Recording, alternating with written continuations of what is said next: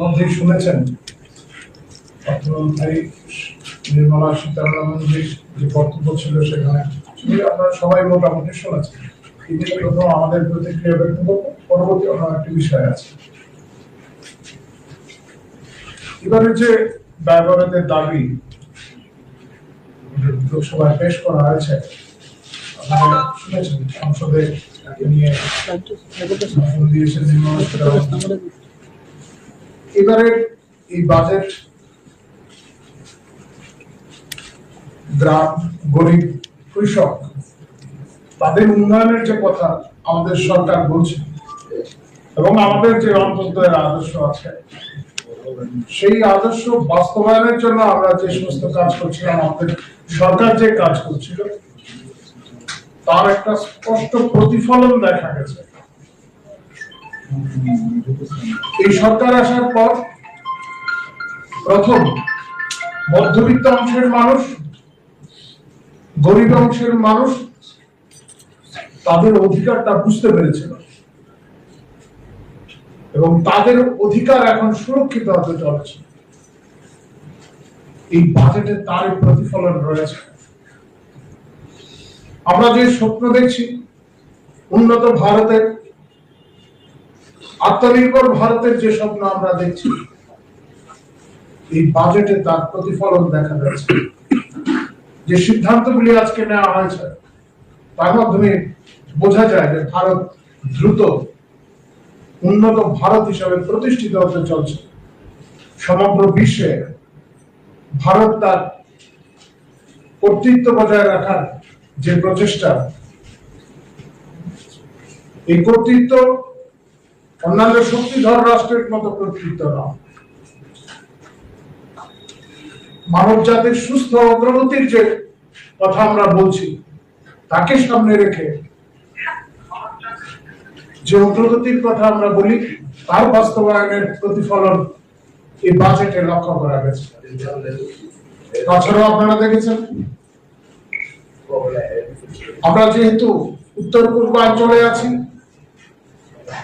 সমগ্র উত্তর পূর্বাঞ্চল পূর্ব ভারতের উন্নয়নের কথা এখানে বলা হয়েছে।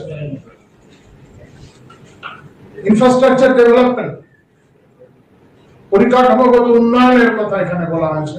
এই অঞ্চলের আরো বিকাশ, দ্রুত বিকাশ। তাছাড়া আপনারা দেখেছেন স্যাটেলাইট টাউন তৈরি হচ্ছে। বিকাশের নতুন গতি আনার চেষ্টা হচ্ছে। এই উন্নয়নের প্রক্রিয়ায় গতি আনতে বিভিন্ন করের ক্ষেত্রে সংস্কার আনা হয়েছে। মধ্যবিত্ত এবং গরিব অংশের মানুষের জন্য এই বাজেট যথেষ্ট গুরুত্বপূর্ণ। এবং কৃষি ক্ষেত্রেও অনেক নতুন বিষয় আনা হয়েছে। বাগিচা ফসল এগুলি যাতে আরো বেশি উৎপাদন বৃদ্ধি পায় এবং সাধারণ মানুষ, মধ্যবিত্ত অংশের মানুষ যাতে আরো বেশি সুযোগ নিতে পারে, তার জন্য এখানে এই প্রকল্পে উল্লেখ করা হয়েছে এমএসএমই বা অন্যান্য ভাবে যারা স্বনির্ভর হতে চান তাদের ক্ষেত্রগুলিকে আরো প্রশস্ত করা হয়েছে। জনজাতি অংশের মানুষের কথা বলা হয়েছে।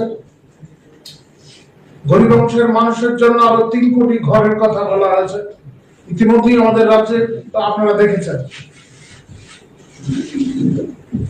রাজ্যে এই বিষয়ে ব্যাপক পরিবর্তন এসছে। তারপরেও যেখানে প্রয়োজন তা দ্রুত সমাধান করা হবে। মোদ্দা কথা হচ্ছে ভারত তৃতীয় অর্থনীতির দেশ হতে চলেছে এবং আজকের বাজেটে তার একটা স্পষ্ট রূপরেখা দেওয়া হয়েছে। আমরা ভারতীয় জনতা পার্টির প্রদেশ কমিটির তরফ থেকে আমরা ধন্যবাদ জানাই দেশের মাননীয় প্রধানমন্ত্রী নরেন্দ্র মোদীজিকে, আমরা ধন্যবাদ জানাই কেন্দ্রীয় অর্থমন্ত্রী নির্মলা। আমাদের বিশ্বাস এই বাজেটের বাস্তবায়নের মধ্য দিয়ে সমগ্র দেশ তথা ত্রিপুরা উন্নয়নের নতুন জোয়ার আসবে। আমরা এবার একটা অন্য বিষয় নিয়ে আপনাদের সামনে বলতে যাচ্ছি। গত কয়েকদিন যাবৎ আমরা দেখছিলাম রাজ্যের বেশ কয়েকটি বিরোধী রাজনৈতিক দল, মূলত দুটি রাজনৈতিক দল তাদের বয়ান রাখছেন। কংগ্রেসের কয়েকজন জাতীয় স্তরের নেতাও এখানে এসেছিলেন, তারা তাদের বক্তব্য রেখে গেছেন। সাংবাদিক বন্ধুরা বিষয়ে আমাদের প্রশ্ন করছিলেন, আমরা বলছিলাম তাদের কাছে। তবে এখন মনে হচ্ছে যে আমাদের সাংবাদিক সম্মেলনের মাধ্যমে বিষয়গুলি আপনাদের সামনে স্পষ্ট করা প্রয়োজন।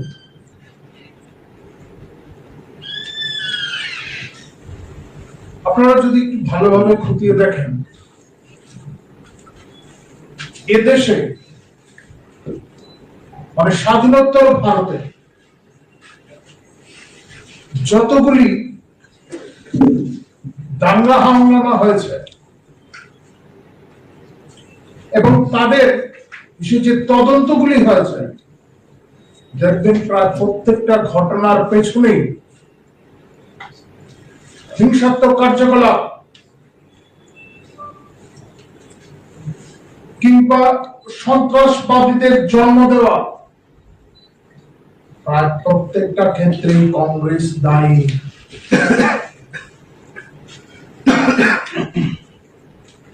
আপনি সিংটাঙ্গাই বলুন বা কাশ্মীর সমস্যায় বলুন, আমরা সমাধান করছি, কাশ্মীরের সমস্যার সমাধান হচ্ছে। পেছন থেকে ওই সময় কমিউনিস্টরা তাদের সহায়তা করত, আর আমাদের এদিকে এ রাজ্যে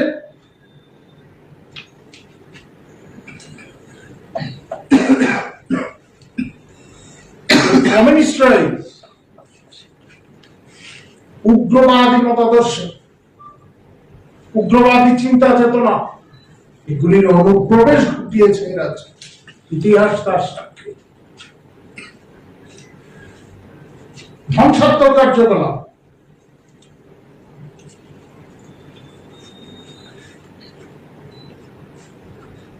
আজকে কংগ্রেসের প্রতিনিধি দল এখানে এসেছিলেন, তারা ভাবছিলেন যে গন্ডাছড়া যে ঘটনাক্রমগুলি ঘটে গেছে তা থেকে তারা তাদের রসদ সংগ্রহ করেন। আমরা আগেও বলেছি এ রাজ্যের বিরোধী রাজনৈতিক দলগুলি লাশ চাইছে, লাশের রাজনীতি করতে চাইছে তারা। এবারও তারা তার প্রমাণ করল।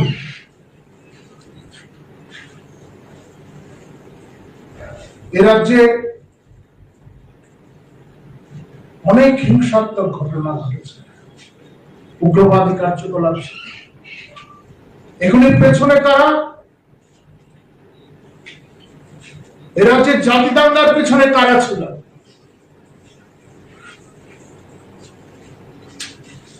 যে কংগ্রেস এখন সিপিআইএম এর অগ্রণী সৈনিক হিসাবে কাজ করছে, তারা যখন বিরোধী দলে ছিল বাম জামানায়, তখন তাদের নেতারা কি বলতেন বিধানসভার ভিতরে বাইরে?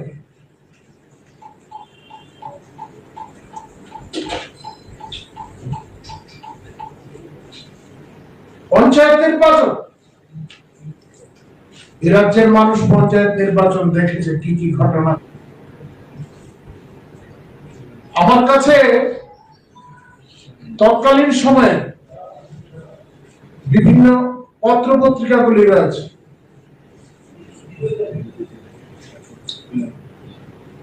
ব্যাপক সন্ত্রাসে রাজ্যের গ্রামীণ ভোট সম্পন্ন সন্ধান পত্রিকায় আছে।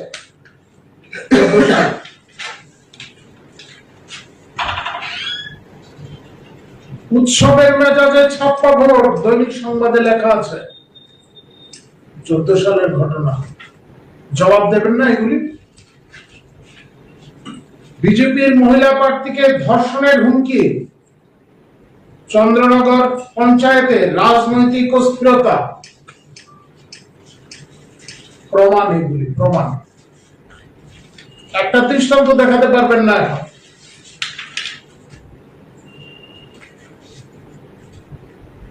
নানা স্থানে নির্বাচনোত্তর সন্ত্রাস, মহিলা প্রার্থীর বাড়ি আক্রমণ সাবরুমে, জয়ের উল্লাসে মদমত্ত সন্ত্রাস, সিপিএম ক্যাডারদের নলছড়ে, অন্তঃসত্ত্বা মহিলা বিজেপি প্রার্থীকে মারধর, থানা ঘেরাও।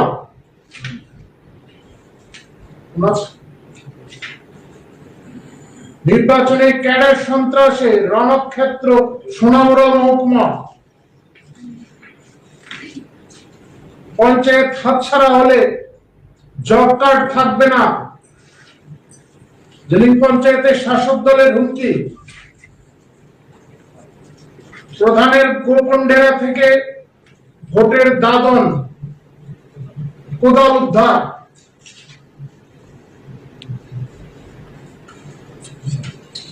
ছাপ্পা ব্যালট বাক্স গ্রহণ করতে অস্বীকার করলেন এসডিএম। মুখ্যমন্ত্রীর নির্বাচনী কেন্দ্র, রাজ্য বিজেপির সভাপতি আক্রান্ত। এগুলি কি গণতন্ত্রের নমুনা ছিল নাকি? এগুলি গণতন্ত্রের নমুনা? আজকে যারা বড় বড় কথা বলছেন সিপিআইএম এর নেতারা, তাদের প্ররোচনায় সে সময় সন্ত্রাসগুলি হতো।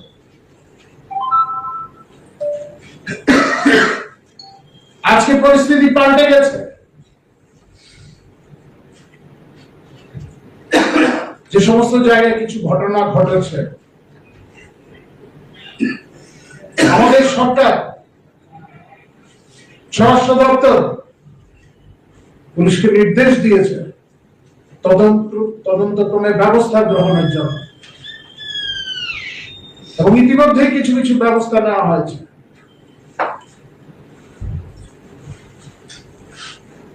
যারা সন্ত্রাসী, যাদের মতাদর্শগত অবস্থান সন্ত্রাসী, তারা আজকে ভারতীয় জনতা পার্টির উপর আঙুল তুলছেন। গ্রামে তো যেতেই পারছেন না, পঞ্চায়েত স্তরে আপনারা যেতেই পারছেন না, মানুষ ধুচ্ছা করছে। দায় কি আমাদের নিতে হবে নাকি?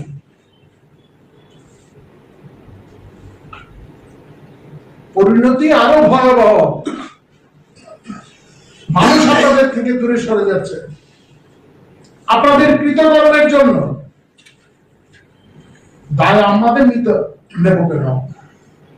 মানুষের কাছে জবাব দিন। ক্ষয়িষ্ণু হয়ে যাচ্ছে, মানুষ বারংবার জবাব দিচ্ছে, তাও সম্বিত ফিরছে না।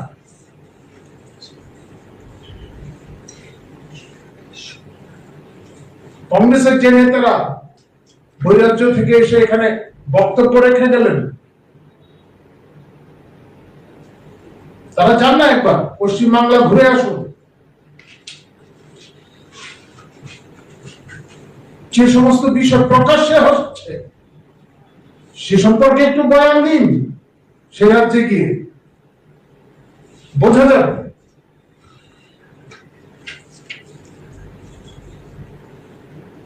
আজকে ত্রিপুরার পরিস্থিতি অন্যরকম। এতদিনে যে রাজনৈতিক সংস্কৃতি ছিল তা আমরা পাল্টে দিতে চাইছি, এটা ঠিক। অপসংস্কৃতি একদিনে দূর করা সম্ভব না। যে ধরনের রাজনৈতিক সন্ত্রাসের রাজনীতি আপনারা কায়েম করেছিলেন, যে সংস্কৃতি আপনারা তৈরি করেছিলেন এখানে, তা একদিনে মুছে ফেলা সম্ভব নয়। আমরা তার চেষ্টা করছি, প্রতিনিয়তই চেষ্টা চলছে।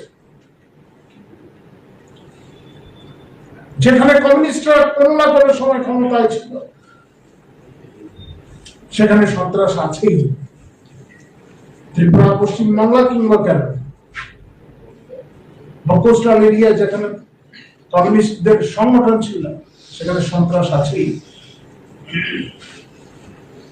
কারণ সন্ত্রাস ছাড়া কমিউনিস্ট পার্টি টিকে থাকতে পারে না। আমাদের নিরন্তর প্রচেষ্টা থাকবে যাতে এই ধরনের অপসংস্কৃতি থেকে আমরা দূরে সরিয়ে আসতে পারি। আমাদের কার্যকর্তাদের বারংবার এই সমস্ত বিষয়ে কথা বলা, এও বলা হয় যাতে প্ররোচনার ফাঁদে তারা না পড়ে। এখন যেটা হচ্ছে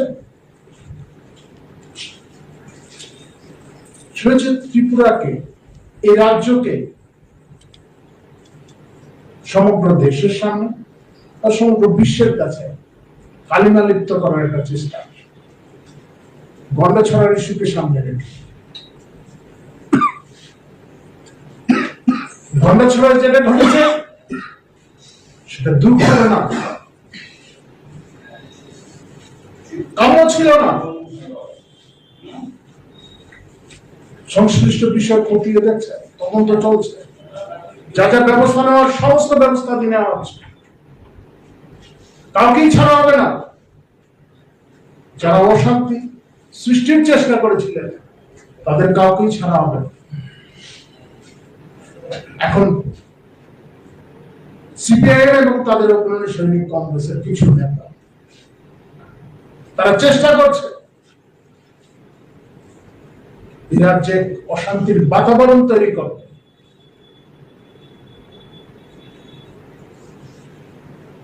ভাতৃঘাতী দাঙ্গা লাগানোর যে যাদের অভিজ্ঞতা রয়েছে,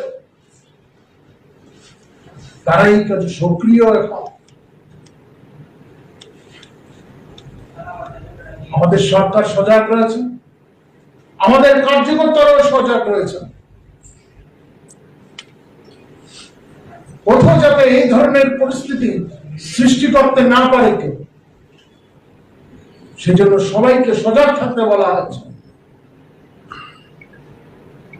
অশান্তি সৃষ্টির যে কোনো চেষ্টা প্রতিরোধ করতে হবে, আমাদের তরফ থেকে বার্তা দেওয়া হচ্ছে এবং আমাদের কার্যকর্তারা সেই লক্ষ্যে কাজ করে চলেছে।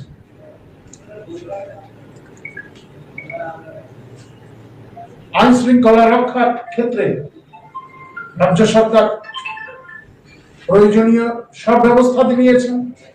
যারা আইন শৃঙ্খলা ভাঙার চেষ্টা করবেন, তাদের বিরুদ্ধে ব্যবস্থা নেওয়া।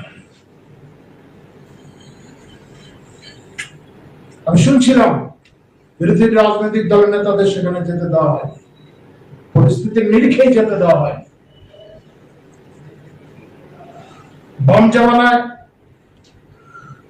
বিভিন্ন এলাকায় বহু ঘটনা ঘটেছে এবং তার পরবর্তী পর্যায়ে সেখানে কি কি ব্যবস্থা নেওয়া হয়েছে, বিরোধী দলের নেতাদের নিরাপত্তাই দেওয়া হতো না।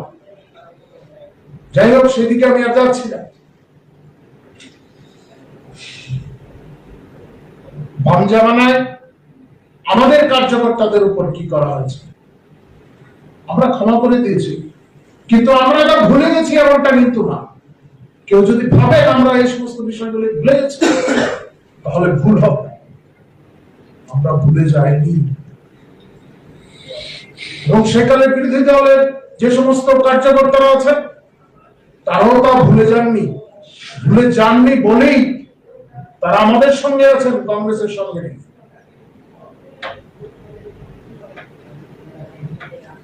বাম নেতাদের আবার স্মরণ করিয়ে দিতে চায়, মানুষ এত তাড়াতাড়ি সবকিছু ভুলে যায় না।